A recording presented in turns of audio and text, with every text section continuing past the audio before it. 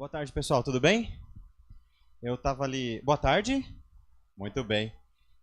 O pessoal do TA aqui na frente, aí o Bruno pega e fala assim: não, não, a gente faz nada de especial, não, mas a gente começa a pensar na segunda-feira. Começa a pensar na segunda-feira, comida de sexta e não é especial. Já pensou? Aí a Rose pega e fala assim: isso aqui não sobra nada, eu sou a primeira da fila. Eu falei: tá bem, tá certo, é isso aí. Tá explicado por que não sobra, né? Mas tudo bem. Gente, muito bom estar aqui com vocês. Vamos começar uma série hoje que chama Spin-Off. Você coloca pra gente, Edu, a primeira tela. Vocês conhecem esse personagem aí? Quem que é esse daí? Hã? Quem que é? Falaram alguma coisa aí? É o Gru. Gru, de qual animação? Meu malvado favorito. Bom, acontece o seguinte. Meu malvado favorito, ele teve o primeiro, saiu o segundo, saiu o terceiro, sempre foi fazendo muito sucesso. Só que tem um grupo de personagens dentro dessa animação que ganhou um destaque espetacular. Que grupo é esse? Quem que vocês acham que é? Coloca pra gente do próximo, os Minions. Que bonitinho, né? Gente, os Minions eram personagens secundários que fizeram tanto sucesso dentro dessa animação que o produtor resolveu destacar os Minions do meu malvado favorito e criar uma animação só para eles. Esse fenômeno em que você destaca algo que é secundário e torna protagonista é o tal do spin-off. Coloca o conceito pra gente, Eduardo. Diz o seguinte: refere-se a uma obra derivada, isso é, originada a partir de outra obra existente. Há ocasiões em que personagens coadjuvantes se destacam tanto que ganham uma obra própria. Foi o que aconteceu no caso dos Minions. Bom,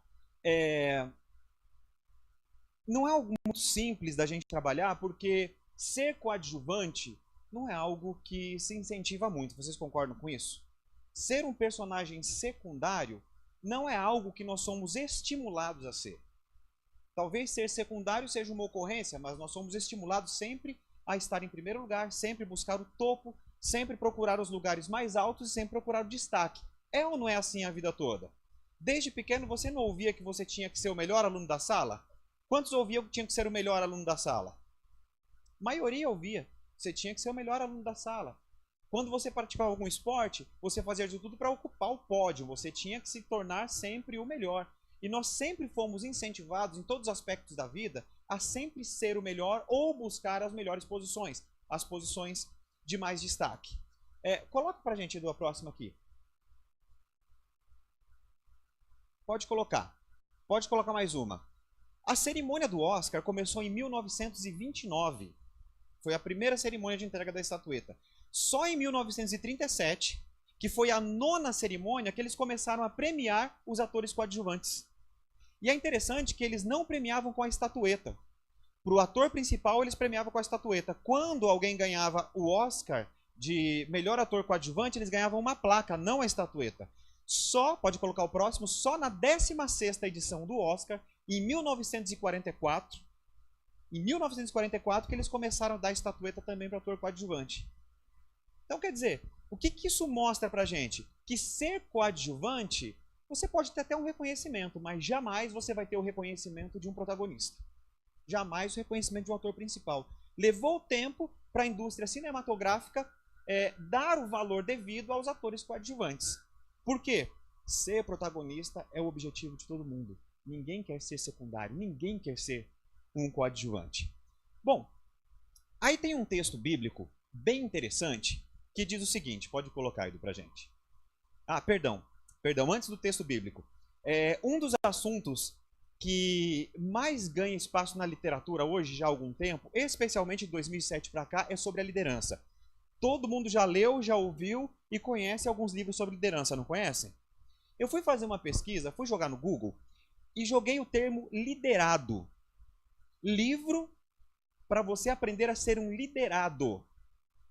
Não de liderança. Eu achei 3 títulos que colocam no título o termo liderado. 3. O primeiro é esse, Josué, liderado a ser seguido. Só que percebam como está escrito liderado ali.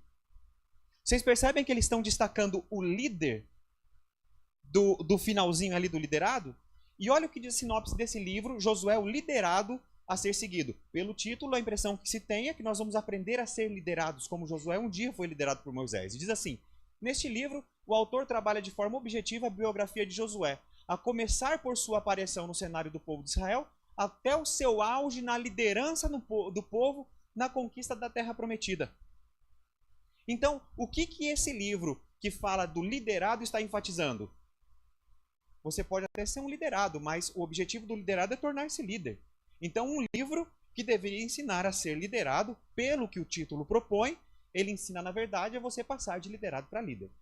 Aí tem um segundo título, que esse daí é bem bacana, pode colocar para a gente também. O segundo título é Líder ou Liderado. Também é um livro que trouxe liderado no seu título. Olha o que a sinopse dele diz, pode colocar. O que você almeja alcançar em sua vida profissional e espiritual? Que habilidades deseja obter? Você deseja ser um líder? Então é um livro também que traz no seu título liderado, mas na verdade ele vai incentivar e pretende ensinar você a adotar alguns passos para se tornar um líder. Aí nós temos o terceiro livro, que diz o seguinte: Liderança, Líderes e Liderados. Olha a sinopse desse daí, pode colocar pra gente. Liderança é um tema recorrente na história da humanidade, graças aos líderes, surgidos espontaneamente ou por escolha da maioria, os liderados. O tempo tem sido cada vez mais mutante e dinâmico. Bom, quando você olha para esse cenário aqui, o que você quer ser? Você quer ser líder, porque liderado é simplesmente alguém que faz parte de uma maioria e que elege um líder. Mas quem é responsável pela mudança nos tempos, pela mudança na dinâmica, pela mudança em toda a estrutura de uma sociedade, de uma geografia, é o líder. Então, um livro que fala liderança, líderes e liderados, na verdade é um livro que está falando da liderança, para você se tornar um líder. Nem todo mundo tem perfil de líder. O que a gente faz com aquelas pessoas que querem ser um liderado melhor? Aí, fora esses 3 livros, o Google acha que você escreveu errado e que você estava escrevendo liderando e não liderado. Quando você escreve liderado, aparece só isso. Agora, se você escrever liderança, líder ou liderando, vai aparecer uma série de artigos, uma série de livros. Por quê? Porque hoje nós estamos sempre procurando, incentivados o tempo todo a ter posição de destaque sempre. Se você quer ser um coadjuvante, infelizmente não tem uma receita para você ser. Não tem alguém que te ensina a ser um melhor apoiador. Não. Tem livros, tem técnicas que te ensinam sempre a tentar ocupar o topo. Então você não tem a opção de ser uma pessoa coadjuvante. Você vai ter que ocupar o topo se você quiser ter algum destaque. A sociedade te empurra para isso. Bom, aí entra o texto que eu quero mostrar para vocês, em que Jesus disse o seguinte: guardai-vos de fazer a vossa esmola diante dos homens para serdes vistos por eles. Aliás, não tereis galardão junto de vosso Pai que está nos céus. E continua dizendo: quando, pois, deres esmola, não faças tocar trombeta diante de ti. Não precisa ficar anunciando para todo mundo como fazem os hipócritas nas sinagogas e nas ruas, para serem glorificados pelos homens. Em verdade vos digo que já receberam o seu galardão. E segue: mas quando tu deres esmola, não saiba a tua mão esquerda o que faz a tua direita, para que a tua esmola seja dada em secreto, e teu Pai que vem em secreto, ele mesmo te recompensará publicamente. E segue: quando orares, não seja como os hipócritas, pois se comprazem em orar em pé nas sinagogas e às esquinas das ruas, para serem vistos pelos homens. Em verdade vos digo que já receberam o seu galardão. Mas tu, quando orares, entra no teu aposento e, fechando a tua porta, ora teu Pai que está em secreto. E teu Pai que vê em secreto te recompensará publicamente. E por fim: e quando jejuardes, não vos mostreis contristados como os hipócritas, porque desfiguram seus rostos, para que pareça aos homens que jejuam. Em verdade vos digo que já receberam seu galardão. E te ensina: tu, porém, quando jejuares, unge a tua cabeça e lava o teu rosto, para não pareceres aos homens que jejuas, mas a teu Pai que está em secreto. E teu Pai que vem em secreto te recompensará em público. Bom, tem uma coisa interessante aqui. E a Bíblia, qual adjetivo que a Bíblia atribui àquelas pessoas que fazem as coisas para mostrar que faz? Qual o nome que ele recebeu ali? Hipócrita. Hipócrita é um termo muito pesado. E a gente conhece, mas está dizendo: se você é uma pessoa que faz para ter prestígio, que faz para ser reconhecido, isso é hipocrisia. Algumas pessoas jejuavam e ficavam com uma aparência derrotada, porque olhando dessa forma todo mundo falava assim: nossa, ele está abatido assim porque ele jejua. Se ele jejua, é um homem de fé. Então, ele se passando por alguém que estava contristado, ele atraía essa comiseração, mas ao mesmo tempo ele atraía uma admiração muito grande, porque, nossa, olha como ele se sacrifica, olha como ele sofre, isso é um homem de Deus. E Deus falava o seguinte, não, quando você fizer esse tipo de coisa, então faça exatamente o contrário, lava o teu rosto, cabeça para cima, passa um perfume, penteia o cabelo e sai na rua como se nada tivesse acontecido. Por quê? Porque as coisas que você faz não devem ser feitas só para que você atraia admiração, para que você tenha prestígio, para que você seja visto, admirado e colocado no topo. Porque isso é hipocrisia. Segue aqui, então vamos colocar, primeira lição, você preenche no seu guia de mensagem. Quando Jesus ensinou, quando Jesus deu essa lição para o povo, ele estava ensinando a discrição. Discrição. E a palavra discrição, ela tem um apelo muito maior do que a gente imagina. Ser discreto não é só ser na dele. Jesus ensinou a discrição. Bom, pode seguir? Então, quais são os benefícios de uma vida discreta? Preenche no seu guia. Discreta. Quais são os benefícios de uma vida discreta? Pessoa discreta, em primeiro lugar, é aquela pessoa que faz, que realiza. Mas é uma pessoa que não tem na realização o seu objetivo de reconhecimento. Ele não faz por fazer. Ele faz porque o estilo de vida dele o faz fazer. Vamos seguir? Vamos aprender um pouquinho mais desse conceito? Primeiro, os discretos, eles não se acham no direito de.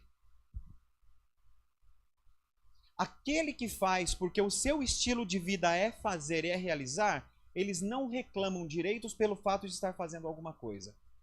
Dá uma olhadinha nessa lição aqui. Jesus dizendo, por seus frutos os conhecereis. Porventura, colhem-se uvas dos espinheiros ou figos dos abrolhos? Assim, toda árvore boa produz bons frutos, e toda árvore má produz frutos maus. Não pode a árvore boa dar maus frutos, nem a árvore má dar frutos bons. Toda árvore que não dá bom fruto, corta-se e lança no fogo. Portanto, pelos seus frutos os conhecereis. Nem todo o que me diz Senhor, Senhor, essa parte é importante. Nem todo o que me diz Senhor, Senhor entrará no reino dos céus, mas aquele que faz a vontade de meu Pai que está nos céus. Muitos me dirão naquele dia, Senhor, Senhor, não profetizamos nós em teu nome, e em teu nome não expulsamos demônios, e em teu nome não fizemos muitas maravilhas. Então eu lhes direi abertamente, nunca vos conheci, apartai-vos de mim, vós que praticais a iniquidade. Esse verso aqui eu achei ele tão interessante, a gente já leu ele diversas vezes, né? Mas quando a gente lê com um olhar assim, para aprender coisas novas, a gente aprende mesmo. Sabe o que eu acho interessante nesse verso? Eu pergunto, essas pessoas que Jesus olhou firme para elas e falou assim, eu não conheço vocês, elas produziram ou não produziram frutos? O que vocês acham? Vamos lá no comecinho do verso, olha o que diz. Olha, árvore boa produz frutos bons, árvore má produz frutos maus. Então, pelos seus frutos os conhecereis. Eles produziram ou não produziram frutos? Produziram. E os frutos que eles produziram foram bons ou foram ruins? Vamos pensar. Tinha uma pessoa endemoniada, eles foram lá e expulsaram. Tinha uma pessoa lá que estava com problema e eles curaram. Algumas pessoas precisavam de um milagre e eles fizeram. Fruto bom ou fruto ruim? E agora, hein? Fruto, para a pessoa que recebeu a bênção e a graça, é um fruto bom, concordam comigo? E como é que esse fruto é ruim? Sob qual ponto de vista esse fruto é ruim? Essa parte que é interessante. Quando você olha o fruto, você pensa que o fruto é simplesmente o resultado de um trabalho. Mas o fruto não é o resultado de um trabalho. Coloca a próxima frase pra gente, Edu. O fruto não é o resultado de um trabalho. O fruto é a consequência de um estilo de vida. Ali diz o seguinte, e a parte principal é, eles não fizeram a minha vontade. Qual é a vontade de Deus em relação aos seus dons, em relação às habilidades que Ele te dá para a pregação do Evangelho? É você se engrandecer? Não, pelo contrário. Diz o seguinte, quando você fizer, você faça com discrição. A minha vontade é que você realize, mas que você realize de forma discreta, não para o seu engrandecimento. A partir do momento que eu faço, eu posso fazer coisas boas, eu posso beneficiar as pessoas, mas se no meu íntimo eu faço para mim mesmo, eu faço para o meu engrandecimento, não adianta nada para mim aquilo que está sendo realizado. Deus olha e fala assim: eu não te conheço, sabe por quê? Porque não foi para mim que você fez. Você pode até ter feito, mas não foi para mim, então eu não tenho como te conhecer. A vontade de Deus, portanto, consiste em realizar. Só que entre a vontade de Deus e o realizar, existe algo muito mais importante que é para mim ou é para o outro? Agora veja só que interessante também aquele verso que nós lemos. Quando Jesus falou o seguinte, olha, frutos bons, árvore boa, frutos bons, árvore ruim, frutos ruins, e repreendeu aqueles que estavam fazendo para si mesmos, o que eles falaram? Mas espera aí, eu tenho o direito, sabe por quê? Porque em teu nome eu profetizei, em teu nome eu expulsei demônios, em teu nome eu fiz milagres, eu tenho o direito. A pessoa discreta, ela não se sente no direito de, ela se sente no dever de realizar. E quando ela toma aquilo por dever, é no íntimo dela que ela realiza e se realiza. Ela não reclama nenhum tipo de recompensa pelo fato de estar realizando. Quem é discreto, quem faz para Deus, não reclama benefícios pelo fato de estar fazendo alguma coisa com o dom que Deus lhe deu. Diferente daqueles que fazem para si mesmos. Os que fazem para si mesmos, para ocupar os melhores lugares, para serem admirados, eles fazem e reclamam a recompensa. Eles se acham no direito dele. Coloca o próximo para a gente. Os discretos são pessoas mentalmente resilientes. O que isso quer dizer? Resiliência é a sua capacidade de resistência. E você só consegue desenvolver essa capacidade de resistência a partir do momento que você passa pelas experiências da vida. O resiliente é aquela pessoa que não evita emoções negativas ou sentimentos negativos ou experiências negativas. É aquela pessoa que consegue coexistir com tudo isso, sabendo que muitas vezes um desgosto, uma amargura, uma tristeza e uma derrota faz parte da vida. Aquele que faz para si mesmo, ele não contorna obstáculos, ele quer bater de frente com os obstáculos. Às vezes ele consegue remover, mas ele sai tão quebrado que ele não consegue seguir adiante. E às vezes ele não consegue remover e ele se quebra. E quando ele vence um obstáculo pela força bruta, ele não se torna um resiliente. O resiliente é aquele que conseguiu conviver com as vicissitudes e com as virtudes da vida. O resiliente é aquele que, diante de um obstáculo, se ele não remove diretamente, ele contorna, ele abraça o obstáculo e ele faz daquilo uma experiência. E por mais que não tenha sido altamente positiva, a sua mente fica preparada para os próximos obstáculos. Isso é resiliência.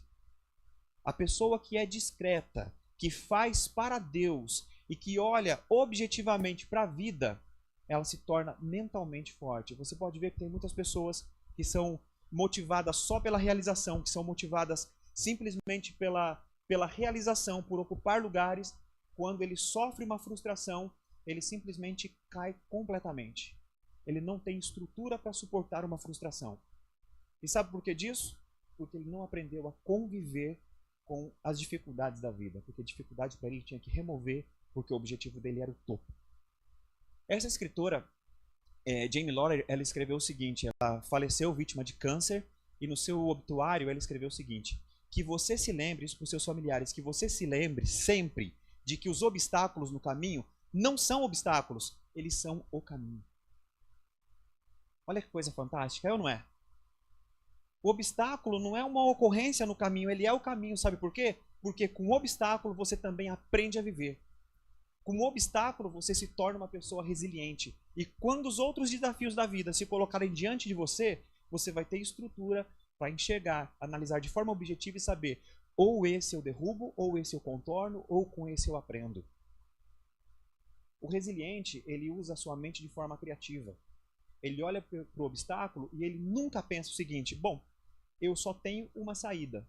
Não, ele tem um plano A, tem um plano B, tem um plano C, e ele faz de tudo para obter o melhor da vida e continuar seguindo. Pode colocar o próximo para a gente? Número 3. Os discretos, eles são dotados de um otimismo realista. Isso quer dizer que são visionários, mas sabem aproveitar as bênçãos do presente. Aquele que faz para si, que faz só para chegar no pódio, que faz só para ter um destaque, ele não vive o presente. Ele vive o futuro. E muitas coisas ele deixa passar. Muita gente que é motivada simplesmente pela realização das coisas, que é motivada só por ocupar os melhores lugares, que é aquele que só tem objetivos para serem alcançados e não efetivamente objetivos de vida. E quando a gente fala objetivo de vida, não é um final, objetivo de vida é um caminho. Para essas pessoas, eles perdem simplesmente tudo aquilo que tem no caminho, porque eles vivem só lá onde eles querem chegar. Muitas vezes as pessoas que são motivadas só pela realização, eles podem ter uma família destruída, por quê? Porque eles não experimentam os momentos do agora com a família, eles estão vivendo o futuro, eles querem chegar lá. Algumas pessoas, elas não cuidam da sua saúde no agora, por quê? Porque eu não posso perder tempo com algumas coisas, porque eu estou vivendo lá, eu tenho que chegar lá. Aqueles que são discretos, discretos são os que fazem para Deus e não para si mesmo, só para reforçar o conceito. São pessoas que eles são otimistas, mas eles analisam o presente de uma forma objetiva. Eles também são visionários, eles sabem onde eles querem chegar, mas entre esse ponto de partida e até o objetivo deles, eles vão colhendo todo tipo de fruto que eles podem. Eles não perdem o crescimento dos filhos, eles não perdem os momentos com a família, eles não perdem momentos de lazer, eles não deixam de cuidar da saúde. Então eles são otimistas, realistas, pé no chão e olhando para o futuro. Não adianta nada você chegar no futuro, atingir o que você quer e já não ter mais saúde, já não ter amigos, já não ter relacionamentos. Vocês concordam com isso? O discreto, ele pensa no caminho. Aquele que faz para si pensa só no objetivo. E é lá que ele vive. Pode colocar o próximo? Olha o que diz. Antes, exortai-vos, aconselhai-vos, fortalecei-vos uns aos outros todos os dias durante o tempo que se chama... Fala para mim. Durante o tempo que se chama... Hoje. Para que nenhum de vós se endureça pelo engano do pecado. Então você tem que pensar, você tem que viver o presente. Você tem que analisar o presente. E olha o que o próximo verso diz. Diz assim, não vos inquieteis, pois pelo dia de amanhã, porque o dia de amanhã cuidará de si mesmo, basta a cada dia o seu mal. Aí você pensa, nossa, mas que verso mais fúnebre, né? Poxa vida, você vai falar só do mal do outro dia? Mas o que nos preocupa em relação ao amanhã, o bem ou o mal? O mal. O bem você não precisa se preocupar. Deus está dizendo o seguinte, viva o seu presente, que o seu amanhã, ele já tem cuidado. Não se preocupa, o mal do amanhã, ele vai chegar, mas se você viver o mal do amanhã, você vai viver ansioso, você não vai se preparar para o amanhã e vai perder o hoje ainda. Vale a pena uma vida assim? E ele coloca ainda, e as coisas, pode voltar e as coisas encobertas, as coisas misteriosas, aquilo que nós não conhecemos, como por exemplo o futuro, o dia de amanhã, pertencem ao Senhor nosso Deus.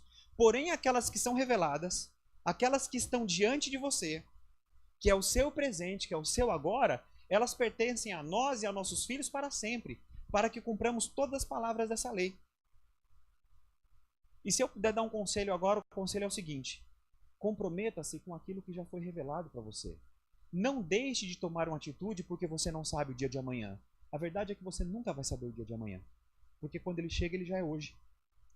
Se você não aprende a viver o presente, o amanhã não tem significado nenhum. Quando chegar o amanhã, que dia que ele vai ser? Hoje. E você sabe viver o hoje? Não sabe, você só sabe viver o amanhã. Significa que você vai estar sempre pisando num terreno movediço. Por quê? Eu vou sempre esperar o amanhã, o amanhã, o amanhã, e o amanhã nunca chega, porque quando ele chega, ele é hoje e eu não sei viver o presente.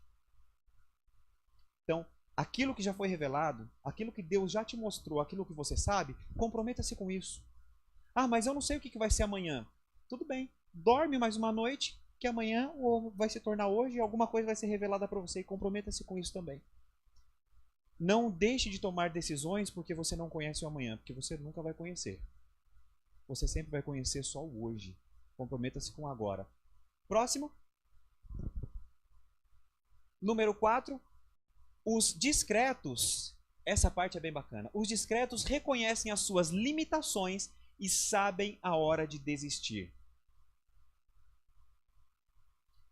Deixa eu perguntar uma coisa aqui para vocês. Vocês podem ensinar, responder, fiquem à vontade. Alguém aqui, alguma vez, já aprendeu que tem hora que a gente precisa mesmo desistir?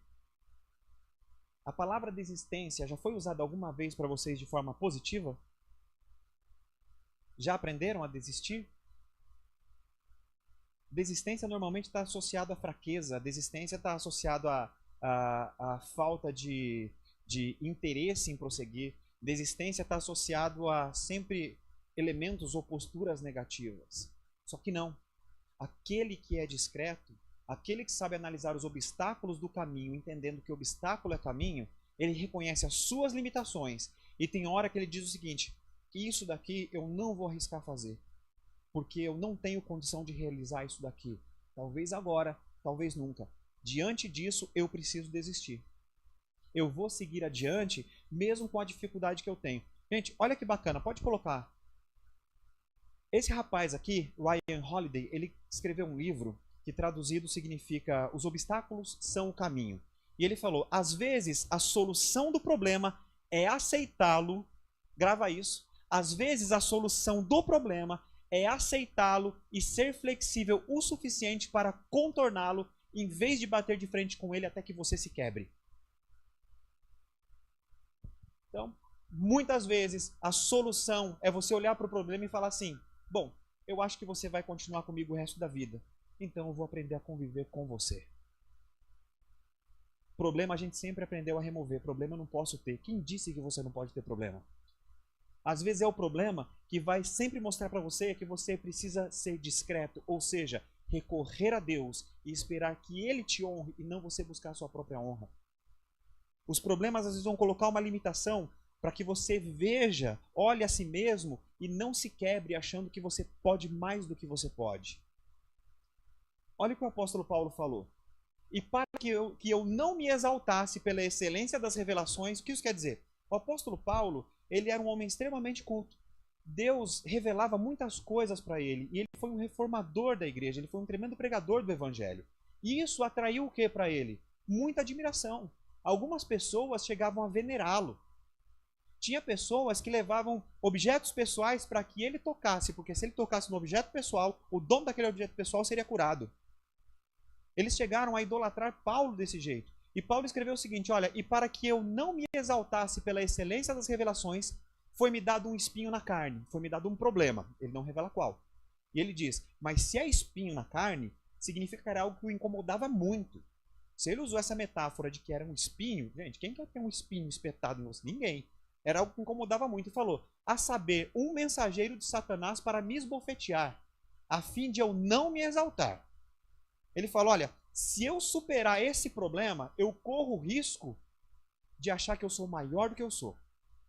Eu corro o risco de me deixar levar pela excelência das minhas revelações. Eu corro o risco de me deixar levar pela minha inteligência extremamente acima da média, pelos meus dons, pelos meus talentos, pela minha oratória, e eu vou começar a olhar as pessoas de cima para baixo, vou esquecer da missão e vou fazer as coisas para mim mesmo. Mas não. Deus permitiu que um problema ficasse comigo o tempo todo para que eu jamais esquecesse que eu não sou o Senhor de todas as coisas e que tem coisas que eu não consigo resolver na minha vida e que eu dependo de Deus. E ele diz o seguinte, acerca do qual, desse problema, 3 vezes eu orei ao Senhor para que ele se desviasse de mim. 3 vezes eu orei a Deus para ele tirar esse espinho que tinha de mim, aquilo que me incomodava. E disse-me, Deus dizendo para ele, a minha graça te basta, porque o meu poder se aperfeiçoa na fraqueza, de boa vontade, pois me gloriarei nas minhas fraquezas, para que em mim habite o poder de Cristo. Olha que coisa espetacular. Deus virou e falou assim para ele, a minha graça é o que te basta. Não é você ter uma vida sem problemas. O problema vai acompanhar com você, vai acompanhar você, você aceite, contorne, aprenda a conviver com ele. E quando ele estiver te incomodando, sabe o que eu vou fazer? Eu vou te conceder a minha graça para você saber que eu sou maior do que isso, mas esse problema vai ficar com você. Sabe por quê, Paulo? Se eu tirar isso de você, você corre um risco muito grande de se desviar do caminho, de começar a não fazer mais a minha vontade e fazer a sua.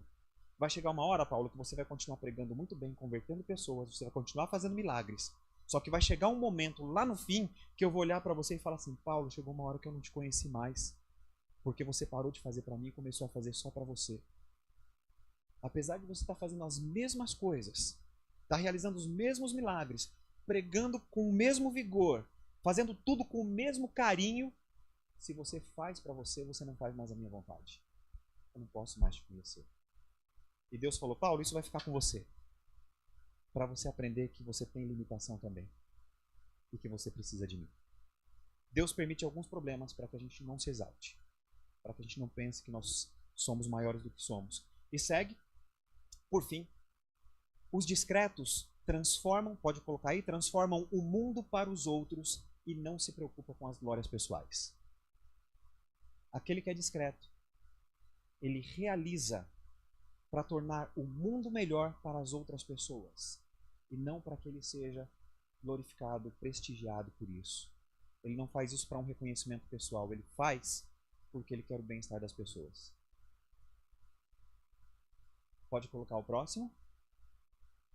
Agora, essa parte aqui é bem interessante. Vocês se lembram que nós falamos que a árvore boa não produz frutos bons, que a árvore boa produz frutos bons, a árvore má produz frutos maus, e que Deus separa um do outro, e por mais que ele realize coisas, ele vai olhar e vai dizer o seguinte, olha, eu não te conheço.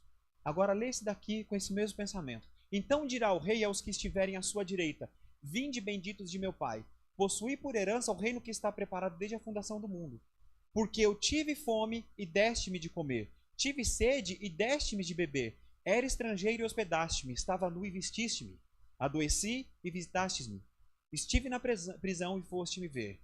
Então os justos, as pessoas que foram convidadas com ele para fazer parte do reino, disseram o seguinte, Senhor, quando que nós tivemos com fome ou te demos de comer? Ou com sede e te demos de beber? E quando te vimos estrangeiro e te hospedamos? Ou nu e te vestimos? E quando te vimos enfermo ou na prisão e fomos ver-te? E respondendo o rei lhes dirá, em verdade digo que quando fizestes a um destes meus pequeninos irmãos, a mim o fizeste. Gente, pode parar um pouquinho aqui o verso. Aquele que não é discreto, quando ele realiza, ele se acha no direito de. Quando Deus falou o seguinte, olha, vocês, eu não conheço vocês, não, mas nós fizemos isso, fizemos aquilo outro, temos o direito de. Olha agora o contraste. Quando você realiza com discrição, quando você realiza pelo seu estilo de vida, não por uma realização pessoal, quando você faz alguma coisa, quando você realiza as obras de Deus e faz de coração, você nem sabe para quem está fazendo. Deus chegou e falou assim, olha, vocês fizeram tudo isso, mas isso foi feito tão naturalmente, tão de coração, decorrente de um coração transformado, de um estilo de vida, que aqueles que fizeram coisas tão grandiosas falaram o seguinte, mas nós fizemos tudo isso? Sabe por quê? Quem faz de coração não fica computando aquilo que faz. Quem faz de coração não fica observando a grandeza daquilo que faz. Ele simplesmente faz. Ele só realiza. E chega uma hora que aquele que faz é surpreendido, porque nem ele mesmo sabia que fez coisas tão grandes. Quem faz para si acha que as menores coisas são grandiosas. Quem faz para Deus nem percebe que as coisas que ele faz são tão grandes. Ele não é preocupado com o tamanho daquilo que ele faz. Olha que contraste interessante. Justos e aqueles que praticam a iniquidade. Os que praticam a iniquidade faziam algumas coisas e achavam que era o suficiente. Aqueles que eram justos faziam e nem sabiam que as coisas eram tão grandes assim. Pode colocar o próximo pra gente? 6 e último. Os discretos nunca se esquecem daqueles que contribuíram para o seu sucesso. Os discretos, eles reconhecem. Quando eles chegam no topo, quando eles são honrados por Deus, pode ser que isso nunca aconteça, mas eles não estão preocupados. Mas quando acontece de Deus honrá-los publicamente, primeiro efeito é que eles jamais esquecem das pessoas que contribuíram para que ele chegasse onde chegou. Aqueles que praticavam a iniquidade batiam no peito, usavam o pronome na primeira pessoa e diziam, mas, aqui ó, nós fizemos, eu fiz. O que é justo e que é honrado publicamente, ele não se esquece daqueles que fizeram com que ele chegasse onde chegou no sucesso. E diz, a Bíblia diz o seguinte, pode colocar? Apóstolo Paulo, e a nossa esperança acerca de vós é firme, sabendo que, como sois participantes das aflições, como nós passamos juntos aqui pelas dificuldades, na hora que nós tivermos a consolação, vocês também serão participantes. Olha, nós estamos todos juntos aqui.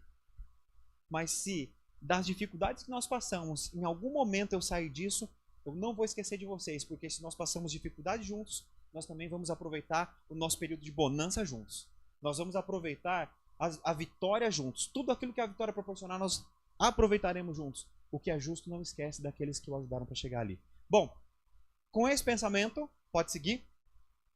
Eu queria perguntar para vocês se vocês topam uma coisa. Vocês percebem que do item 1 ao item 5 é uma coisa muito íntima. Vai a partir do seu relacionamento com Deus que você vai se sentir transformado e que você vai começar a realizar as coisas pela transformação do seu coração e do seu caráter. E você vai dedicar as coisas a Deus.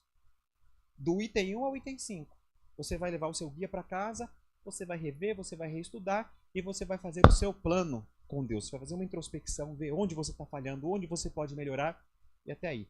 O item 6 ele é prático. O item 6 não depende necessariamente de você fazer uma introspecção, porque é muito fácil de você reconhecer. Difícil de realizar, mas é fácil de reconhecer. Eu quero perguntar se vocês topam o seguinte, pode colocar pra gente. Se você topa surpreender algum coadjuvante da sua vida, dizendo o quanto ele é ou foi importante para que você atingisse sucesso. Você tem sucesso em alguma área da sua vida? Então eu queria te desafiar essa semana para chegar para uma pessoa, surpreendê-la dizendo o seguinte: olha, você não tem ideia, mas eu só cheguei onde eu cheguei porque você me ajudou. Porque no momento tal você disse tal coisa para mim, porque você me orientou num momento difícil, porque você me ajudou, alguma coisa você fez por mim e eu quero te agradecer. E eu reconheço que eu só estou aqui porque você teve uma participação muito especial. Pergunta que eu faço para vocês: quem aqui tem alguém que o ajudou a chegar onde chegou hoje, não importa o aspecto da vida? Quem tem alguém que ajudou? Beleza, não vai precisar levantar a mão, mas eu queria desafiar vocês para isso. Vocês topam?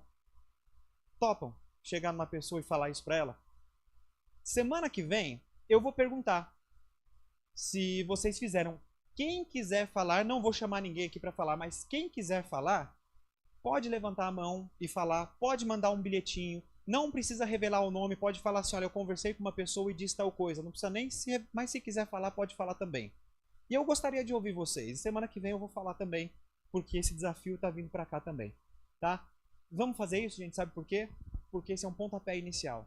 Dali para frente a gente vai começar a experimentar a boa, agradável e perfeita vontade de Deus. A vontade dele é que a gente realize as coisas de forma natural e não de forma condicionada. Que Deus abençoe a todos. Que essa semana a gente tenha uma semana de reflexão. E que essa semana a gente se dedique a fazer a vontade de Deus na nossa vida e também para transformar a realidade daqueles que estão à nossa volta na medida das nossas forças. Que Deus te abençoe. Que o problema que você tem, o problema que você está enfrentando, você reflita com muita tranquilidade. Pode ser que ele continue com você, mas a graça de Deus te basta. Vamos orar? Querido Deus, nós te agradecemos de uma forma muito especial, porque nós sabemos que independente daquilo que acontece, o Senhor está sempre conosco. A sua graça nos acompanha e para nós ela é suficiente. Nos colocamos em tuas mãos para que a gente consiga aceitar aquilo que não entendemos e agir de acordo com aquilo que o Senhor permite que a gente haja, Pai. Abençoe cada um aqui de uma forma muito especial nos seus desafios. Essa semana que está iniciando é desconhecida para nós, mas nós vamos viver o tempo presente, porque do amanhã o Senhor está cuidando. E quando ele chegar, ele vai chegar como hoje nós estaremos preparados, com base na tua graça. Te agradecemos por todas as bênçãos, te agradecemos pela vida, pela amizade, por esse convívio que nós temos aqui também, que nos fortalece tanto. Te agradecemos em nome de Jesus. Amém.